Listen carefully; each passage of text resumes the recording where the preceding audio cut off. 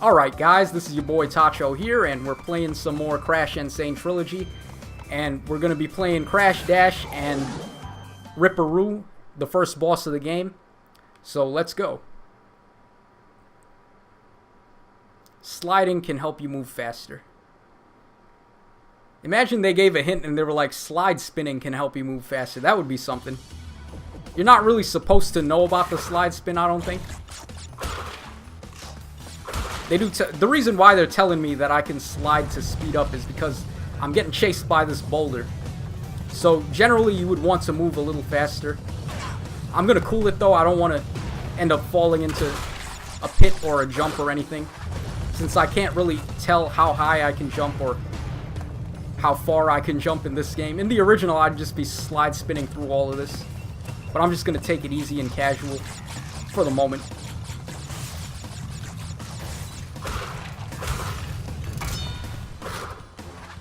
Okay, I just want to point out my finger has actually moved off of the D-pad to the analog, and it's feeling pretty fluid, so good job, Vicarious Visions. I know this was one of the things that they probably had a very hard time programming into the game, was trying to make it feel more comfortable to play with the analog stick as opposed to the D-pad like in the original games.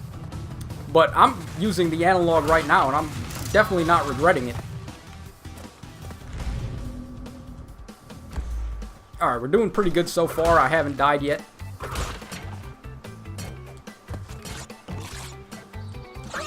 Okay. That had to be the worst fail in a bonus level ever. Just as I say, I haven't died yet. that was bad, man. I'm sorry, guys.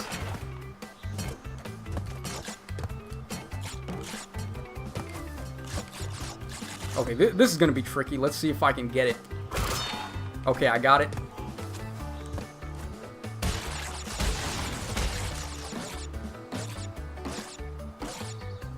Make sure you count your jumps when you jump on these so you know when to jump off. It's going to take 5 jumps before these boxes break. 3, 4, 5. Yeah. I was counting to myself for the rest of them, but thought I might as well count along with you guys for the last one.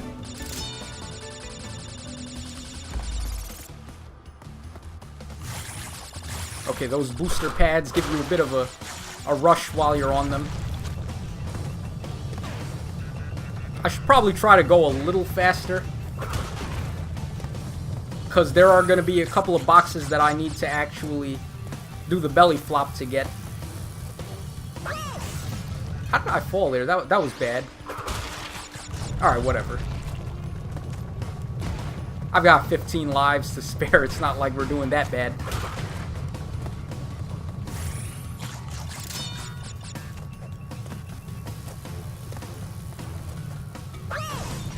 That jump again? Wow.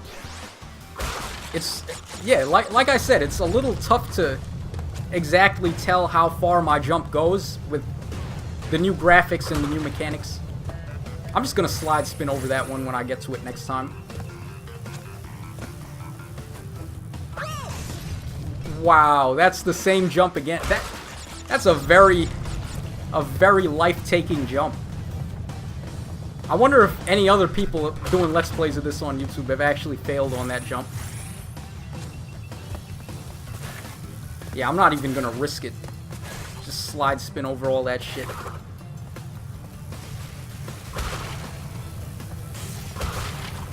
Oh no, this isn't the one where I have to do the belly flop on the boxes.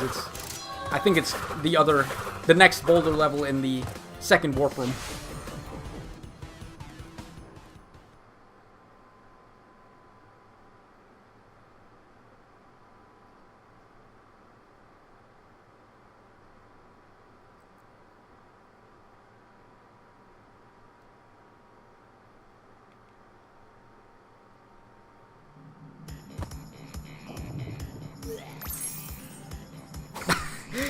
Just barfed out the crystal. They really added some charming touches to the game. He didn't do that in the originals. Okay, so we're gonna fight the first boss. Oh, wow, look at that. He actually has a portal now. Before, you would go on this platform and you would walk up and you would fight the boss there. But they gave the bosses portals now. So that's pretty cool. He shouldn't play with nitro boxes. Neither should you. Alright, here comes Ripperoo.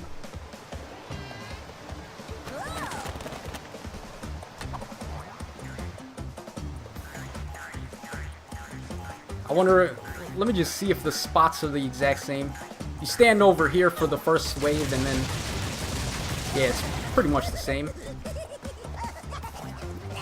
Ah, his laugh isn't as awesome as it was in the originals. He had a really epic laugh, actually. Can't really blame them for that, though. I think they used a public domain laugh, so...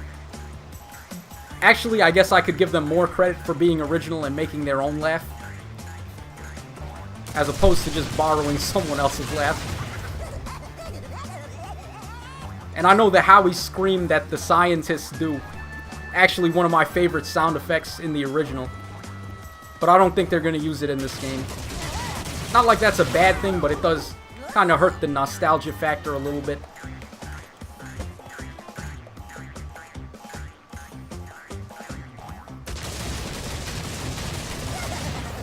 I love the explosion effects there, man. It looks so great. Ripperoo, he's been to college. That's why he's got a freaking degree here. The backstory to this character is that he's insane. That's why he's in a straitjacket. Professor Pulverize. He ain't no professor, man. He's a loony. A loony toony. Not talking about Canada with their currency there, but... Actually, guys, comment down below if you live in Canada. I have a lot of family that lives in Canada, so I know all about their loonies and toonies.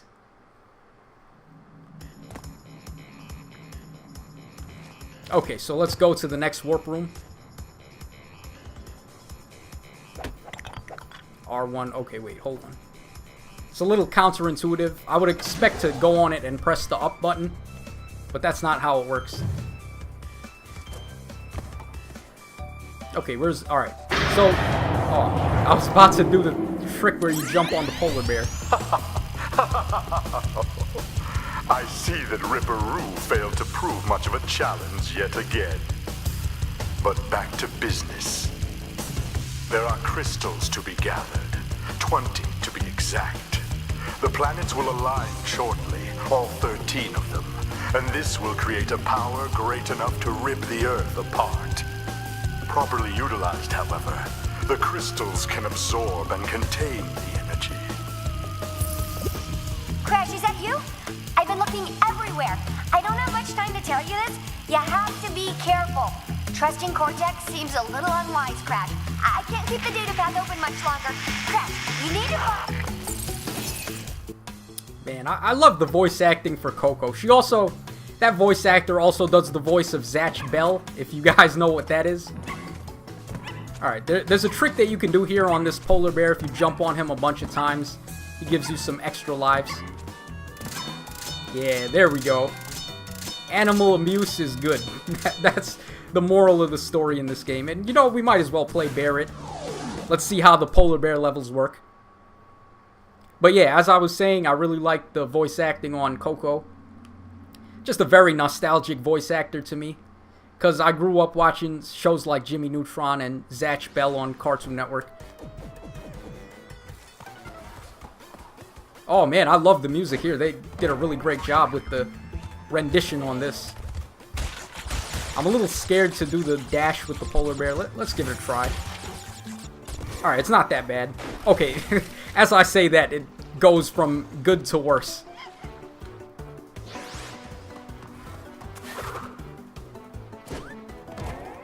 Okay, let me get a little more used to it then. Maybe I can get better at it.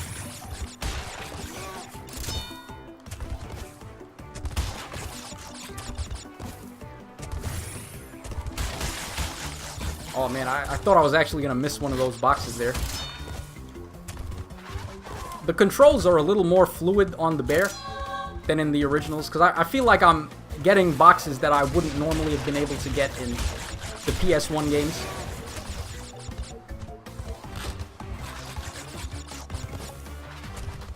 This is a really good remix of this track. I'm glad they didn't change the soundtrack completely like in Ratchet & Clank 1, the PS4 remaster of that game. They just went with a completely different soundtrack than the original, and that definitely hurt that game because the soundtrack in that first Ratchet & Clank game was probably one of the best things about it, actually. It had the best soundtrack in any of the Ratchet games, if you ask me. Okay, that was bad. I missed the box there. Crash Cube. They give you trophies for dying. Well, I guess that makes sense, because there's a lot of death animations here. That's a pretty tough jump, actually. I don't recall this jump being that hard in the PS1 game. Alright, let's give it another go. Yeah, wow, I barely managed to make that jump. They should have probably given you a little more space. Okay, these boxes gave me a hard time in the originals as well. So you kind of expect to fail on those a bit.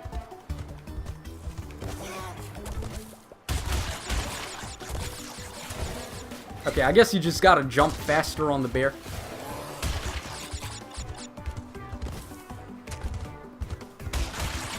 Alright, I got him. Those boxes are like my mortal enemy.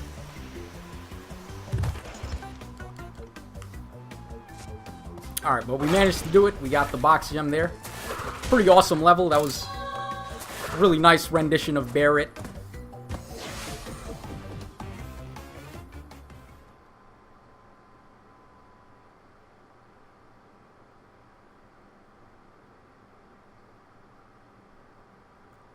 Alright, we're making some pretty good time here. I guess we'll do one more level and then I'll cut the part after that. Yeah, because I played the boulder level and then I played the boss, and I managed to complete them in some short time, so we're doing alright on time.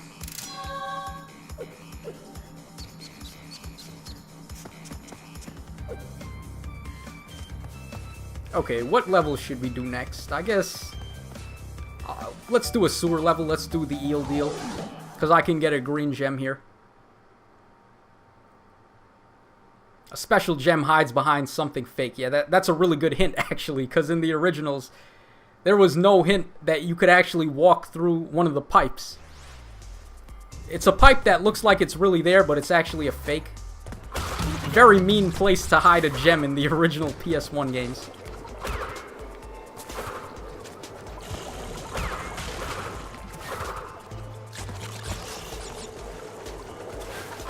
I like the music on this level too.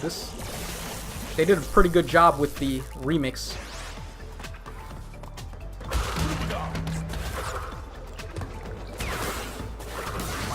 Yeah, you can also spin these like scrubber guys into those fans to break the fan blades so that you can just cross through there a whole lot easier. It's not really that big a deal. This one is pretty slow. There are some fans that move way faster than that one.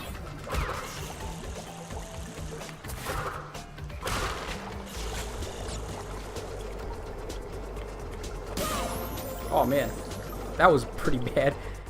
I might have to save my mask to get to that part. You gotta be pretty patient in this one.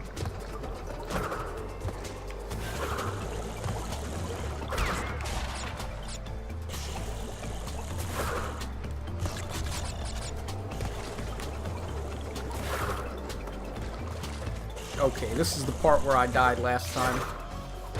Not too tough.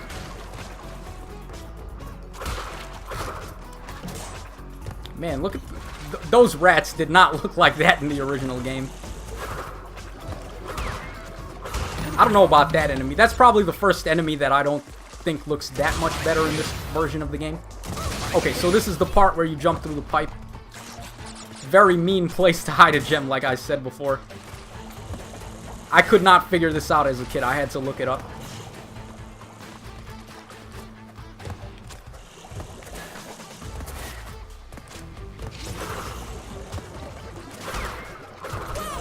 Oh man, man.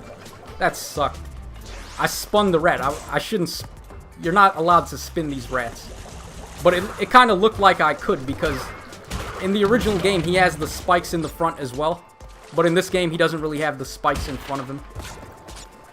So it looked like it was safe to spin him there, but you actually can't.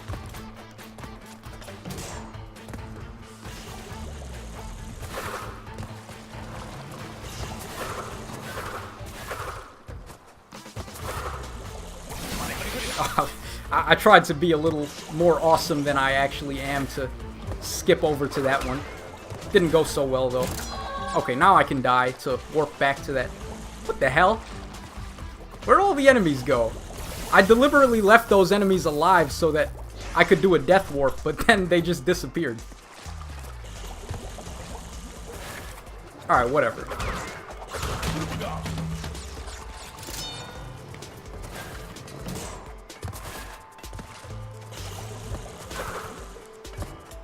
Okay, here's the bonus room.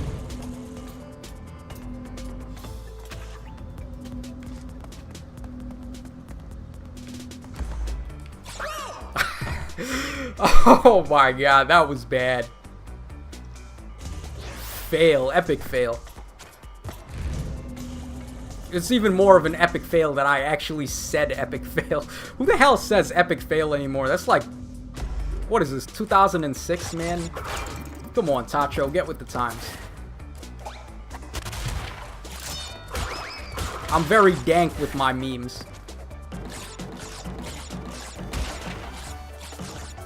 Alright, I don't care about breaking those. As I do that, I probably should have just gotten them normally. And I wouldn't have died there. Alright, whatever. Just get back in there.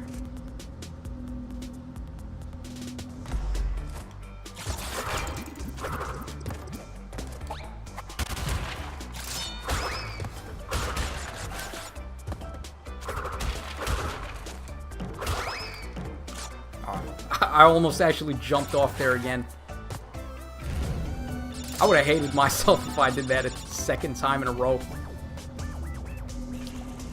Okay.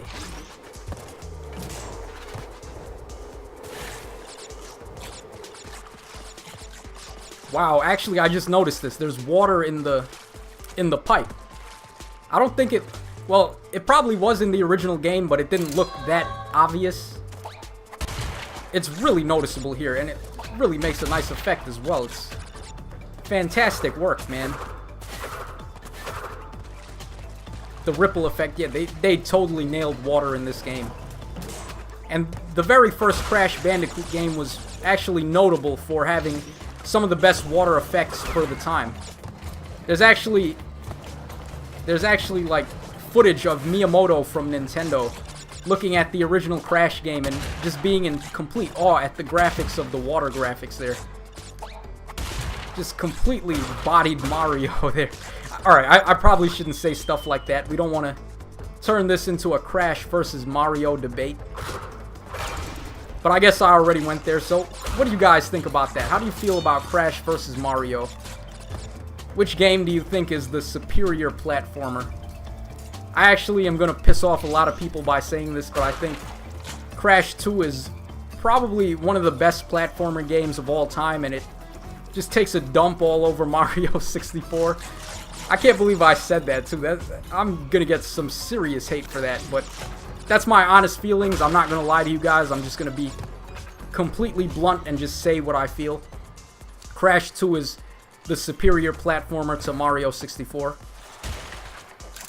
Just because it's not really like better in terms of like completely being better. It's just my personal preference. Crash is way more fast-paced, and Mario is a little more like timing. You gotta watch your jumps and be more precise with how you jump and where you jump.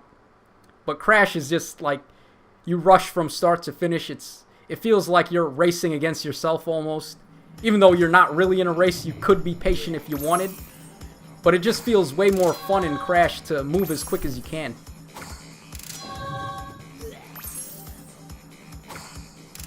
Okay, so I'm going to wrap up the part there, guys. We did quite a bit of stuff, and that's pretty much it for this video, guys. Hope you enjoyed it. Come back later, and we're going to have some more Crash and Sane Trilogy footage for you guys. So, I guess that's it for this part of the Let's Play. So, cheers, have a great day, and I hope to see you again soon.